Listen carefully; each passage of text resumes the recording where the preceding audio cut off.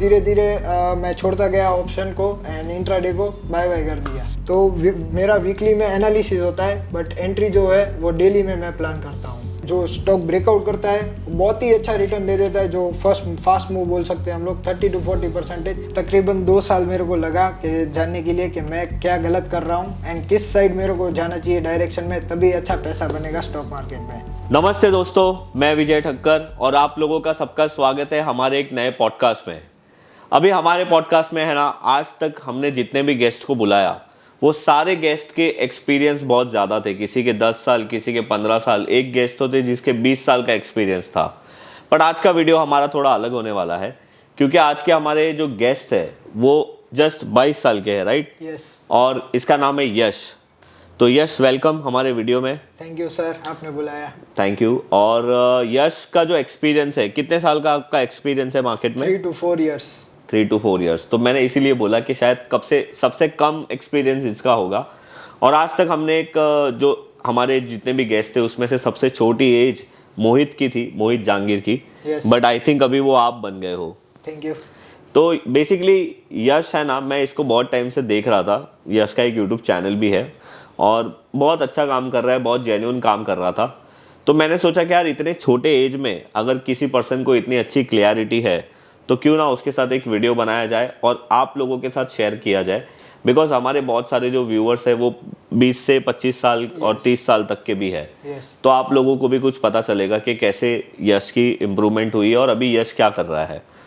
तो यश, कैसे आप स्टॉक मार्केट में आए और आपकी जर्नी क्या रही है? ओके, मैं बिलोंग करता हूँ भुज कच्छ से।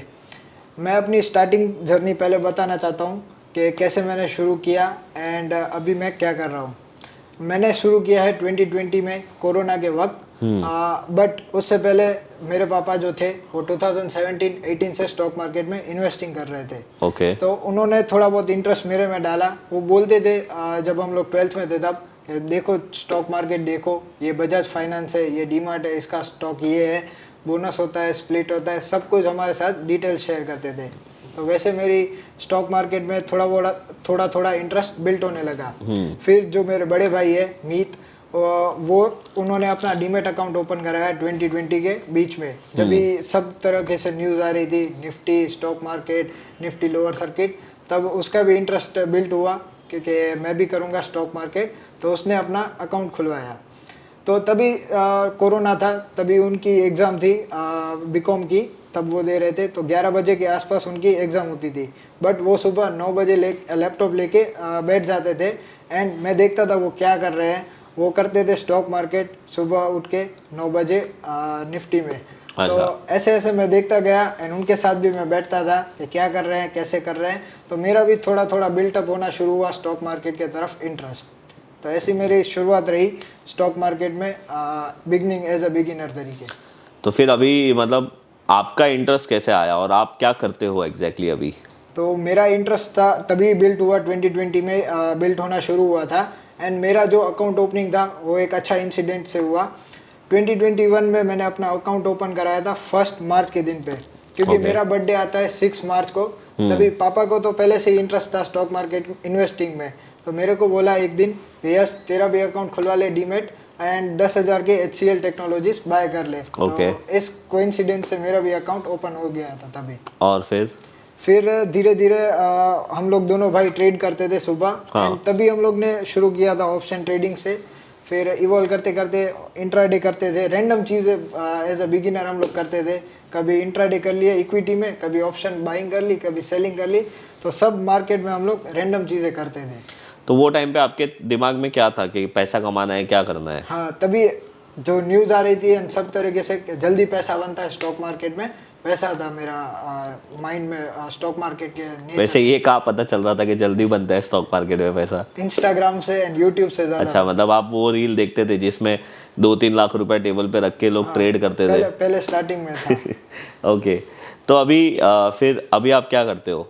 अभी मैंने जैसे कि बताया कि सब हम लोग रैंडम चीज़ें कर रहे थे, तभी ऑप्शन बाइंग हो गया, सेलिंग हो गया एंड ब्रेकआउट ट्रेडिंग भी मैंने आपसे सीखी थी।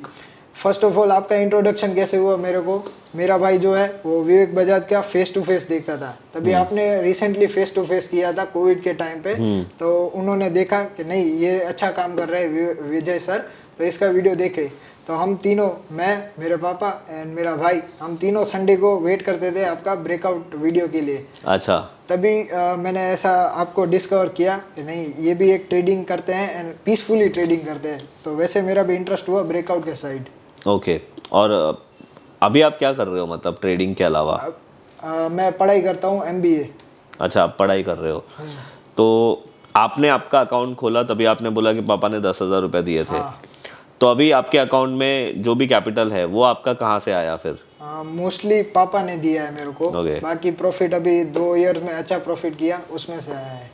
तो अच्छा है आपके डैड आपको इतना सपोर्ट करते हैं, और ये भी अच्छी बात है। और वैसे मैं आप लोगों को बता दूं कि यश का जो भी PNL है, वेरीफाइड PNL, उसकी लिंक हम लोग नीचे रख देंगे। Okay, देखो, अभी आप उसके अकाउंट को देख के ऐसे जज मत करना कि यार इतना छोटा अकाउंट है, ये हम लोगों को क्या बताएगा। बात ये नहीं है कि ये पर्सन प्रॉफिट कितना कमा रहा है, करोड़ों में कमा रहा है या हज़ारों में कमा रहा है। बात ये है कि आप 22 की एज में अगर इसको कुछ चीज़ों को लेकर कॉन्फिडेंस है, तो वो चीज़ हमें सीखनी चाहिए, और वही मैं आप लोगों के सामने रखने की कोशिश कर रहा हूँ। तो यश, फिर कितना टाइम आपको लगा ये पता करने में कि भाई मेरे लिए ऑप्शंस या इंट्राडे ट्रेडिंग अच्छा नहीं है? तकरीबन 2 साल मेरे को लगा कि जानने के लिए कि मैं क्या गलत कर रहा हूँ एंड किस साइड मेरे को जाना चाहिए डायरेक्शन में, तभी अच्छा पैसा बनेगा स्टॉक मार्केट में। फर्स्ट ऑफ ऑल, जब भी मैं कर रहा था, जैसे कि मैंने बताया कि 2 साल मेरे को लगा। एक दिन मैं बैठा एंड मेरा जो PNL था वो मैंने चेकआउट किया, तो सब मैंने देखा रैंडम चीज़ें हो रही है, कभी ऑप्शन बाइंग हो रही है, सेलिंग हो रही है, इक्विटी हो रही है। तभी मैंने एक्सेल चेक किया एंड मोस्ट प्रॉफिटेबल मेरा क्या रहा वो मैंने चेक किया। तो मैंने देखा जो ऑप्शन कर रहे थे उसमें ब्रेक इवन हो रहे थे, एक दिन आ रहा था, दूसरे दिन चला जा रहा था। बट जो एक कांस्टेंट चीज़ थी वो थी ब्रेकआउट ट्रेडिंग में मेरा पैसा बन रहा था। तो वैसे मैंने अपना डिस्कवर किया एंड बाकी धीरे धीरे मैं छोड़ता गया ऑप्शन को एंड इंट्राडे को बाय बाय कर दिया। तो अभी आप इंट्राडे ट्रेडिंग या ऑप्शंस करते ही नहीं हो? नहीं, ज़ीरो। तो अभी आपका जो अभी का मेथड है वो क्या है, और आप उसमें कैसे काम करते हो वो बताइए। मेरा जो सिंपल है, मैं 52 week all time high stocks and breakout जो स्टॉक्स होते हैं उसके ऊपर ही काम करता हूँ। अच्छा, तो आप मुझे बताइए आपका मेथड क्या है और आपका स्टॉक सिलेक्शन कैसे होता है, वो सारी चीज़ बताइए। तो फर्स्ट ऑफ ऑल मेरे 2-3 रूल्स है, मैं आपको बता दूं। फर्स्ट मेरा रूल है, मिनिमम 4 ईयर का तो ब्रेकआउट होना ही चाहिए, तभी मैं उसमें ट्रेड लूँगा। ओके। एंड जो है मेरी क्राइटेरिया स्टॉक सिलेक्शन का, वो है निफ्टी ऑल स्टॉक्स। आप लोग NSE पे सर्च करोगे तो मिल जाएगा, जिसमें आता है large cap, small cap, micro cap and mid cap stock. जो अच्छे क्वालिटी के होते हैं वही आएंगे उसमें। तो निफ्टी ऑल मतलब 2000 स्टॉक? नहीं, 700 स्टॉक की लिस्ट है कि NSE में जाके आप लोग चेकआउट कर सकते हैं। ओके, और फिर उसमें से मैं सिलेक्ट करता हूँ, जैसे कि मैं आगे आपको बताऊंगा मैं कैसे स्टॉप लॉस प्लान करता हूँ, एंट्री प्लान करता हूँ एंड टारगेट मेरा कैसे रहता है। बताइए। तो फर्स्ट ऑफ ऑल मैं ओपन कर लेता हूँ निफ्टी ऑल स्टॉक की, या तो आप लोग निफ्टी 500 की भी स्टॉक की लिस्ट में जाके देख सकते हो। ओके। तो फर्स्ट ऑफ ऑल आपको ये परसेंटेज चेंज का ऑप्शन आएगा, तो आप लोग जब भी दबाओगे 2 बार, तो यहाँ पे सारे टॉप गेनर्स होंगे दिन के, जो डेली गेनिंग में होंगे, हाईएस्ट परसेंटेज वाइज चल रहे होंगे, उसकी आपकी लिस्ट आ जाएगी। ओके। तो आज का जो है ये एपिक ग्रेल करके है स्टॉक, फिर है ABFRL। तो ऐसे आपको सारे स्टॉक आ जाएंगे जो टॉप गेनर में होंगे डेली के टाइम फ्रेम में। तो क्या मुझे निफ्टी के सारे ये जो आप बोल रहे हो 750, ये सारे स्टॉक रोज चेक करने हैं? रोज चेक करने हैं, यस। सारे 750? सारे नहीं, टॉप 20-50 स्टॉक्स आप स्कैन कर सकते हो। ओके। तो अभी कैसे हम लोग क्या करेंगे फिर? आप कौन से स्टॉक में ट्रेड ले सकते हो वो कैसे डिसाइड करते हो? तो मैं मैन्युअली स्कैन करता हूँ, इसके लिए कोई भी स्कैनर का भी मैं यूज़ नहीं करता हूँ। ओके। मैन्युअली जो टॉप 50 स्टॉक्स होते हैं मैं डेली चेक करता हूँ एक बार। तो अभी के हिसाब से कौन से स्टॉक में, मतलब आप कैसे ट्रेड प्लान करते हो उसका एक मेरे को एग्जांपल बताइए। ओके, तो मैं बताता हूँ। फर्स्ट ऑफ ऑल मेरा जो होता है वीकली टाइम फ्रेम पे एनालिसिस में करता हूँ। ओके। कोई भी स्टॉक ब्रेकआउट कर रहा है या ब्रेकआउट के पहले होता है तो मैं उसको एक अलग वॉच लिस्ट में डाल देता हूँ। ठीक है। तो आज हम लोग एक फाइंड करते हैं। आज जो है कि ट्रेड है IFB इंडस्ट्री का, वो रिसेंटली ब्रेकआउट किया है, वो मैं आपको एग्जाम्पल बताता हूँ। ओके। तो ये है IFB का वीकली एनालिसिस, हाँ। Weekly chart. तो आप लोग देखोगे फर्स्ट ऑफ ऑल ये है 2017 का ब्रेकआउट। हाँ। ऑलमोस्ट आप बोलोगे तो 4 से 5 साल का ब्रेकआउट आ रहा है इसमें। एंड इसमें मैं चेक करता हूँ कितनी बार वो रेजिस्टेंस को टच करके आया है। ओके। तो यहाँ पे 2017 का रेजिस्टेंस बना था वो बना था 1546.95, ऑलमोस्ट 1547 का हाई मारा था। तभी आप लोग देखोगे तो फिर कोरोना में नीचे गया एंड फर्स्ट टाइम इसने अटेम्प्ट किया था 2021 में, ऑलमोस्ट बोलोगे तो 3 से 4 साल बाद इसने अटेम्प्ट किया। ओके। तभी उसने ब्रेकआउट नहीं दिया एंड ये एक अच्छी इंटरेस्टिंग बात है। अच्छा। फिर अभी हम लोग देखेंगे तो जाके 2024 में अभी जाके ब्रेकआउट किया है। आप देखोगे तो परसों ही ब्रेकआउट किया है स्टॉक ने। ओके। तो मेरा वीकली में एनालिसिस होता है, बट एंट्री जो है वो डेली में मैं प्लान करता हूँ। तो अभी इसका मतलब ये है कि आपने, तो आप इसमें आपका जो ब्रेकआउट एरिया है वो फर्स्ट आपने जो ब्लैक लाइन बनाई है वो कंसिडर करोगे कि नीचे वाली ब्लैक लाइन ये कंसिडर जो करोगे? है 2 लाइन वो रेजिस्टेंस जोन है, वहां से स्टॉक मुड़ सकता है, वैसा है। तो मतलब अगर आपका स्टॉक का ब्रेकआउट तब माना जाएगा जब ये दोनों लाइन के ऊपर वो रहेगा तो? ऑल टाइम हाई पहुंच जाएगा तभी मैं इसमें एंट्री बनाऊंगा। ओके। तो अभी इसमें अभी क्या आपका आगे प्लान है वो बताइए। ओके, तो मैं डेली टाइम फ्रेम में आपको दिखा देता हूँ। तो आप लोग देखोगे तो पिछले दिन जो था 28 मार्च 2024 को मेरे को ये स्टॉक में आ गया था अलर्ट कि ये स्टॉक ऑल टाइम हाई के आसपास ट्रेड कर रहा है।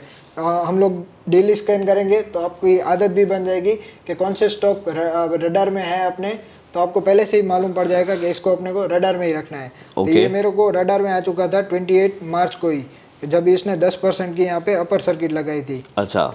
फिर हम लोग बोलेंगे तो मंडे के दिन 1 अप्रैल को इसने ओपन नहीं किया, gap up and directly breakout resistance के ऊपर ही ओपन हुआ इसका स्टॉक। हाँ। ओके। तभी जाके मैंने यहाँ पे एंट्री प्लान कर ली अपनी। अच्छा। तो अभी इसमें आपका स्टॉप लॉस कैसे प्लान करोगे फिर आप? स्टॉप लॉस में 2 मेथड है मेरी। एक जो है ब्रेकआउट कैंडल का लो एज अ स्टॉप लॉस रखता हूँ, या तो कोई लेटेस्ट कंसोलिडेशन या तो स्विंग लो मान सकते हो आप, वो मैं अपना स्टॉप लॉस प्लान करता हूँ। ओके। तो अभी इसमें आपका टारगेट कैलकुलेशन कैसे करते हैं? इसकी एक इंटरेस्टिंग बात है, मैं आपको बताना चाहता हूँ। हाँ। आप ही से मैंने इंस्पायर होके ये किया है। जब भी मैं आपके वीडियोस देखता था ब्रेकआउट वाले, जो संडे को आप वीडियो पोस्ट करते हो, तभी मैं एक दिन बैठा, मेरे को लगा कि सर का जो एनालिसिस होता है वो तो परफेक्ट होता है, मैं उससे ही सीखा हूँ, आपसे ही। एक दिन बैठा, लिस्ट बनाई, जितने भी आपने ब्रेकआउट स्टॉक दिए थे प्रीवियस वीडियो सारे चेकआउट किए, लिस्ट बनाई, क्या बाय था, क्या सेल था, क्या टारगेट था। तभी आप जो प्राइस लगाते हो ब्रेकआउट के बाद, जो आपका रेंज मेथड होता है, उसमें मैंने एक नोटिस की बात कि कोई भी स्टॉक ब्रेकआउट करता है तो जल्दी से जल्दी रिटर्न बनता है अपना 30 to 40% मोमेंटम बहुत ही अच्छा आता है। ओके। 30 to 40% मोमेंटम आ जाता है, उसके बाद स्टॉक कंसोलिडेशन करता है एंड फिर अपना वापस से ब्रेकआउट देता है। अच्छा। तो मेरा अभी सिंपल एग्जिट प्लान है, 30 to 40% गेन मिलता है तो मैं उस स्टॉक में से आउट हो जाता हूँ। मतलब आप सिर्फ 30-40% के लिए, मतलब सिर्फ नहीं बोला जा सकता, हाँ। मतलब आप 30-40% रिटर्न में पूरा एग्जिट कर देते हो? पूरा एग्जिट मार देता हूँ। ओके। और इस मतलब ये करने का आपका रीजन सिर्फ यही था कि बहुत सारे स्टॉक फास्ट 30-40% पहुंच जाते हैं मैंने जो इसीलिए? नोटिस किया कि जो स्टॉक ब्रेकआउट करता है बहुत ही अच्छा रिटर्न दे देता है, जो फास्ट मूव बोल सकते हैं हम लोग, 30 to 40% जल्दी मूव आता है। बाकी फिर कंसोलिडेशन जाता है एंड बहुत टाइम के बाद अपना टारगेट हिट करता है। तो इस वजह से मैंने अपना सिंपल कर दिया 30% एग्जिट रूल। ओके। तो अभी इसमें अगर हम देखें तो आपको महीने में कितने ट्रेड मिल जाते होंगे ऐसे? अभी तो मार्केट अच्छा चल रहा है तो वीकली 2-3 अच्छे ट्रेड मिल जाते हैं अभी। और सारे के सारे ट्रेड अच्छे ही होते हैं? नहीं, ऐसा नहीं होता है, कोई स्टॉप लॉस भी हिट करता है एंड कोई अच्छा टारगेट भी हिट हो जाता है। तो इसमें आपका स्टॉप लॉस कितना परसेंटेज बनता है? अभी जो है इस ब्रेकआउट कैंडल का लो हम लोग ने स्टॉप लॉस प्लान किया है, प्रीवियस कैंडल का वो बन रहा है 12% के आसपास। ओके। तो आप कितना मैक्सिमम स्टॉप लॉस रखते हो? परसेंटेज वाइज कैपिटल और टेक्निकल एनालिसिस। नहीं, इसमें आपका ट्रेड प्लान में। हाँ, इसमें क्योंकि 12%। अभी तो इसमें 10% का कैंडल है ब्रेकआउट वाला। हाँ। कोई स्टॉक ऐसा भी हो सकता है ना जिसने 20% का ही सर्किट मार दिया और ब्रेकआउट किया। हाँ, तो क्या आप फिर 20% रखोगे? नहीं, मैं 20% नहीं रखूंगा। मेरा जो रूल है उसमें 10 to 15% मैं एवरेज स्टॉप लॉस प्लान करता हूँ। ओके। अगर हम लोग 15% की बात करें तो 30% का हो गया आपका रिस्क टू रिवॉर्ड रेशियो 1:2। हाँ, 1:2। और अगर हम 10% की बात करें तो आपका 1:3 रिस्क टू रिवॉर्ड हो गया। ओके। तो कोई ऐसा स्टॉक अभी रिसेंट में जो आपका फेल हो गया हो वो बता सकते हो? फेल? ओके, मैं बताता हूँ आपको। जो था मेरा एनसीसी का ट्रेड, मैं आपको इसका इसके बाद मैं आपको ये समझाता हूँ, ये मेरा बेस्ट ट्रेडिंग सेटअप है ये 2007 वाला। मैं इसके बाद आपको बताता हूँ। और ये ट्रेड फेल हो गया आप बोल रहे हो? मेरा ये ट्रेड फेल हो गया है अभी। तो यहाँ पे आया था 2007 का ब्रेकआउट, ऑलमोस्ट 16-17 साल बाद यहाँ पे ब्रेकआउट आया था। ओके। तभी मैंने एज अ वीकली चार्ट के ऊपर स्कैन किया था एंड ये ब्रेकआउट कर रहा था। अगर मैं आपको डेली टाइम फ्रेम दिखाता हूँ तो मेरा ये ट्रेड पंच हुआ था 22 फेब के दिन पे, जब ये ब्रेकआउट कर रहा था, जब इसने 237.30 को क्रॉस किया, तभी मैंने 238 के भाव पे यहाँ पे बाय कर लिया था। ओके, मतलब जैसे वो ब्रेकआउट लेवल को क्रॉस करेगा वैसे आप एंटर हो जाते हो? मेरा अलर्ट लगा ही होता है। ओके। फिर इसमें मैंने स्टॉप लॉस प्लान किया था ये वाला 205 रुपीज़ का, क्योंकि उसका रीज़न मैं बताता हूँ। तभी मार्केट ऑल टाइम हाई के पास ट्रेड कर रहा था एंड थोड़ा बहुत पैनिक सेल ऑफ आ सकता था, ऐसा मेरे को लग रहा था मिड कैप में एंड स्मॉल कैप में। तो मैंने क्या किया, पिछला जो वीकली लो था वो एज मैंने स्टॉप लॉस प्लान किया था। वीकली लो देखोगे तो 205.55 का था एंड मेरा जो स्टॉप लॉस था वो था 204 रुपीज़ का। तो इसमें तो आपने आपका रूल वो कर दिया, चेंज कर दिया? नहीं, रूल चेंज नहीं हुआ ना सर। देखो डेली टाइम फ्रेम में दिखाता हूँ तो मेरा ऑलमोस्ट 14% का ही स्टॉप लॉस बन रहा था। तो मैक्सिमम आप कितना चाहते हो आपने बोला? 10 to 15%। ओके, तो अभी इसमें आपने 15% रिस्क लिया है। हाँ। तो आपका एक्सपेक्टेड फर्स्ट टारगेट तो 30% ही था। हाँ। और 30% के बाद अगर ये और ऊपर जाता तो क्या करते? तो कुछ नहीं करता सर, मेरा एग्जिट प्लान ही वही है। और अभी इसमें आपका ट्रेड, ये तो आपका स्टॉप लॉस हिट हो गया। हाँ, हो गया। तो अभी ये तो वापस ऊपर आ गया है अभी। हाँ, अभी कुछ नहीं कर सकते। अभी रिस्क टू रिवॉर्ड फेवरेबल नहीं है मेरे लिए, क्योंकि देखोगे तो स्टॉप लॉस जब हिट हुआ उसी दिन वापस से 20% ऊपर चला गया था ये स्टॉक। तो अभी ऐसे स्टॉक में फिर आपने कुछ ये नहीं बनाया कि वापस से री एंट्री कैसे किया जाए? नहीं, इस स्टॉक में मेरा बन नहीं रहा था। बाकी स्टॉक में जनरली मैं करता हूँ वापस से री एंटर। तो ये तो फिर आपका फेवरेट सेटअप था। हाँ, और वो फेल हो गया। हाँ। तो अभी तो आपके पास एक अपॉर्चुनिटी थी, वो चली गई। हाँ, चली गई। ओके। और दूसरा कोई, मतलब आपका स्टॉप लॉस का सिर्फ यही मेथड है, या तो 15% या तो ब्रेकआउट कैंडल का लो? हाँ, जो भी लो बनता है वो मैं रखता हूँ। ओके। एवरेज जो मैंने देखा है वो 10 to 12% का स्टॉप लॉस बनता है, कोई भी स्टॉक हो मेरा ब्रेकआउट वाला।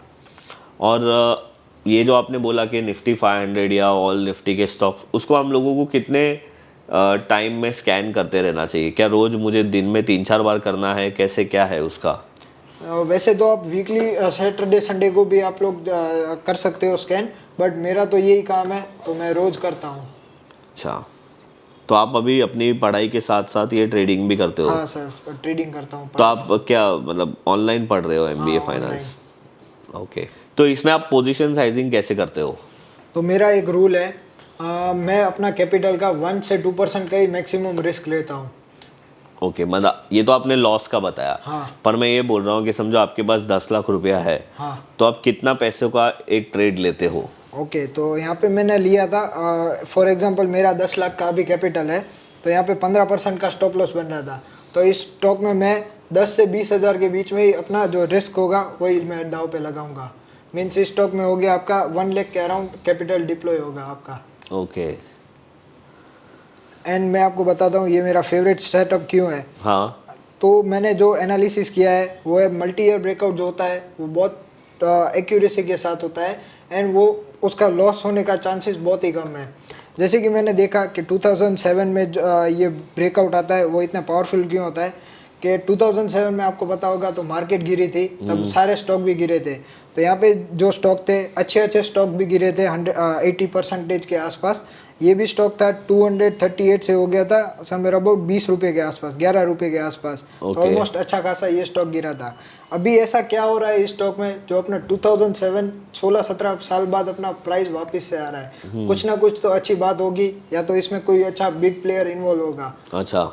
इस वजह से मैं आपको और एग्जांपल दिखाता हूँ जो मैंने अपने पर्सनली ट्रेड किए थे। तो मैंने यहाँ पे अपना जो बना के रखा है 2007 वाले ब्रेकआउट, जब भी मैं मिलते हैं मेरे को ऐसे ट्रेड तो मैं जाने नहीं देता। एक था मैंने GMDC ट्रेड किया था। ओके। ये भी था 2007 का ब्रेकआउट, ऑलमोस्ट आया था 2023 में ब्रेकआउट। ओके। तो इसमें मैंने ट्रेड लिया था 315 के पास एंड 30% के अराउंड मैंने यहाँ पे इसका भी क्लोज कर दिया था। ओके। फिर था दूसरा एग्जांपल, मैं इसमें आपको एक पॉइंट नोटिस करवाना चाहता हूँ, सबका सिमिलर स्ट्रक्चर बन रहा है। 2007 में ये हाई प्राइस था, वापस से नीचे आया एंड ऑलमोस्ट आप देखोगे सारे स्टॉक 2017 में वापस से यहाँ पे अपने ऑल टाइम हाई के पास रेजिस्टेंस पे आए थे। ओके। और ये कौन सा स्टॉक है? ये है MRPL, Mangalore refinery and Petrochem. Okay. इसमें जो था रेंज कैलकुलेशन किया था, बट मैं इसमें 30% के अराउंड यहाँ पे मैंने प्रॉफिट बुक कर लिया था। रेंज कैलकुलेशन करता तो भी मेरे को प्रॉफिट टारगेट अपना अचीव होता। ओके। फिर सेम टू सेम मैं आपको और एक दिखाना चाहता हूँ, वो है अभी रिको ऑटो भी था, जैसे आपने भी शेयर किया था एंड मैंने भी शेयर किया था। ये ऑलमोस्ट 19 साल बाद ब्रेकआउट कर रहा था एंड सेम कहानी रिपीट हो रही है। 2005 का ये ब्रेकआउट है, जब मार्केट गिरा 2007 में ये भी स्टॉक गिरा था एंड वापस देखोगे 2017 में ये स्टॉक ऊपर आया था। ओके। तो सारे सेम स्ट्रक्चर बन रहे हैं एंड अच्छा पैसा मेरे को दिख रहा है बनेगा मेरा। सब में सेम टू सेम रिपीट हो रहा है पूरा स्ट्रक्चर। 2007 में गिरा, 2017 में आ रहा है एंड वापस 2024 में ब्रेकआउट हो रहा है। हाइयर प्रोबेबिलिटी चांसेस होते हैं इस स्टॉक को, ऐसे सेटअप को ट्रेड करने के लिए। तो इसमें आप वॉल्यूम वगैरह या कोई इंडिकेटर यूज़ नहीं करते? वॉल्यूम चेक कर लेता हूँ डेली टाइम फ्रेम में कि आ रहा है कि नहीं। और इंडिकेटर? इंडिकेटर 0। ओके, तो सही है। तो मतलब आप ये बोलना चाहते हो कि जो स्टॉक 2007 या 2008 का ब्रेकआउट कर रहा है उसमें आने की, मतलब उसके टारगेट हिट्स होने की प्रोबेबिलिटी ज़्यादा होती है? हाँ, जो नॉर्मल ब्रेकआउट होते हैं उससे तो कई गुना ज़्यादा अच्छा। प्रोबेबिलिटी। तो अगर मेरे पास कोई ऐसा स्टॉक है जो 3 साल या 4 साल के बाद ब्रेकआउट कर रहा है और कोई ऐसा स्टॉक है जो 2008 का या 9 का ब्रेकआउट कर रहा है, तो आप कौन सा ज़्यादा प्रेफर करोगे? नो डाउट 2007 और 8 का जो ब्रेकआउट हो रहा है मैं उसके ऊपर ही ट्रेड करूंगा, क्योंकि मैंने इतना ये ट्रेड कर लिया ऐसे सेटअप कि मेरे को अभी बहुत ही अच्छा सेटअप हो गया है मेरे लिए कि मैं उसके में आंख बंद करके भी मैं ट्रेड करता हूँ। कभी कभी आपको ये डिफ़िकल्टी नहीं होती है कि आपने ब्रेकआउट स्टॉक चेक किए और आपके पास 4 से 5 स्टॉक्स अवेलेबल है, हाँ, पर आपके पास कैपिटल तो उतना है ही नहीं, तो वो टाइम पे आप क्या करते हो? मैं उसमें देखता हूँ कौन सी बेटर अपॉर्चुनिटी है, बहुत कौन सा मल्टी ईयर ब्रेकआउट ज़्यादा है, कौन से 3 इयर्स का ब्रेकआउट है, 4 ईयर का ब्रेकआउट है। फिर मैं नंबर ऑफ ईयर्स पे चले जाता हूँ, कौन सा लॉन्ग टाइम के बाद ब्रेकआउट करता है उस पर मैं ट्रेड करता हूँ। और आपका टारगेट का फाइनल है 30% पे आप मैं एग्जिट हो अभी जाओगे? तो मेरा फाइनल है, बाद में जाके मैं इवॉल्व करूंगा अपनी एग्जिट स्ट्रेटजी और थोड़ा बहुत ऊपर के लेवल पे निकलूँ, ऐसा मैं अपना बनाऊंगा सेटअप। तो सही है, थैंक यू यश जी। और मैं ना यहाँ पे हमारे सारे गेस्ट को ये पूछता हूँ कि अगर किसी को फुल टाइम ट्रेडर बनना हो तो क्या कर सकता है? बट जैसे कि आपने बोला कि आपका एक्सपीरियंस बहुत कम है, तो मैं आपको ये क्वेश्चन नहीं पूछूंगा, बट मैं आपको ये क्वेश्चन ज़रूर पूछूंगा कि यश अभी आपका फ्यूचर प्लानिंग क्या है? ओके, तो मैं अभी बता देता हूँ पहले फ्यूचर प्लानिंग मेरा क्या है। मैं ब्रेकआउट स्टॉक के ऊपर ही ध्यान दूंगा एंड इसमें मेरी स्ट्रेटजीज और इवॉल्व करूंगा। जैसे कि एग्जिट की मैंने बात की, 30% मेरे को मालूम है बहुत कम है, ये स्टॉक 100% रिटर्न देते हैं, तो मैं उस हिसाब से काम करूंगा कि मैं और अपना ट्रेलिंग स्टॉप लॉस लगाऊं या तो कुछ ऐसी मेथड फाइंड करूं कि मैं एग्जिट टॉप के आसपास करूं। तो यही मेरा इम्प्रूवमेंट करूंगा ट्रेडिंग में। एंड रही फुल टाइम ट्रेडिंग की बात, तो अभी मैं खुद पार्ट टाइम करता हूँ, जैसे कि मैं स्टडी करता हूँ एंड ट्रेडिंग करता हूँ। तो मैं आगे जाके तो मैं खुद फुल टाइम ट्रेडिंग ही करने वाला हूँ एंड मेरे पेरेंट्स ने बहुत ही सपोर्ट किया है मेरे को ट्रेडर बनने के लिए, तो इसलिए मैं फुल टाइम ट्रेडिंग कर सकता हूँ। सही है, बट इसमें मैं एक चीज़ ऐड करूँगा। जैसे आप लोगों ने नोटिस किया कि इसके घर से इसको पूरा सपोर्ट है, Yes. और आई गेस आपका फाइनेंशियली आपके ऊपर कोई डिपेंडेंसी अभी है नहीं पेरेंट्स पे। बट अगर आप लोग ये करना चाहते हो तो वो सारी चीज़ों को देखो और उसके बाद ही करो, बिकॉज क्या है ना कि आई डोंट नो कि ये मेथड्स 12 महीने काम करती है या नहीं करती है। यस, ऐसा होता है कि 12 महीने के 12 महीने काम करती है। 6 महीने अभी देखो PSU का टाइम था, तभी PSU में अच्छा पैसा बन गया, तभी उसमें अपॉर्चुनिटी थी, दूसरे केमिकल स्टॉक में अपॉर्चुनिटी नहीं थी। तो अपने को भी मार्केट के साथ इवॉल्व करना है एंड जब भी अपना टाइम आता है तभी ज़्यादा पैसा लगाना है एंड जब भी अपना टाइम नहीं है तभी कम कर देना है। और दूसरी चीज़ ये भी आपको यहाँ पे ध्यान देनी है कि इसने कोविड के बाद ही एक्टिवली ट्रेड करना शुरू किया है। Yes. और मैं आपको डीमोटिवेट नहीं कर रहा हूँ, Yes. जस्ट ये बताने की कोशिश कर रहा हूँ कि कोविड के बाद तो अभी तक अच्छा ही टाइम चल रहा है। Yes. तो अभी तक आपने शायद ख़राब टाइम देखा नहीं है। Yes. तो एक्सपीरियंस के साथ साथ ये वो भी सीख जाएगा। बट मैं आप लोगों को ये बोलना चाहता हूँ कि आप लोग ये वीडियो से ये ना देखो कि भाई 22 साल का लड़का भी कर सकता है तो हम भी कर सकते हैं। बट आप ये चीज़ समझो कि इसने अपने ट्रेडिंग स्ट्रैटेजी में एक क्लियरिटी लाई है कि भाई मुझे सिर्फ ये मेथड को फॉलो करना है और ये मेथड के बेसिस पे मैं चलूँगा। यस तो ये चीज़ ज़्यादा इम्पोर्टेंट है, इसी को हम लोग बोलते हैं मास्टर्स इन वन। यस तो थैंक यू यश आने के लिए।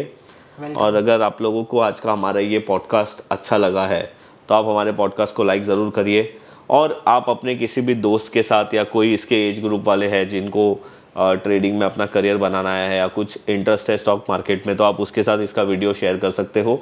आई होप वो ये वीडियो में कुछ अच्छा सीखेगा। यस और अगर आपने हमारे चैनल अभी तक सब्सक्राइब नहीं किया है तो सब्सक्राइब ज़रूर करिए। और थैंक यू यश आने के लिए, और आप लोगों को भी सबको मैं मिलूँगा ऐसे ही कोई नेक्स्ट वीडियो में। तब तक के लिए बाय बाय।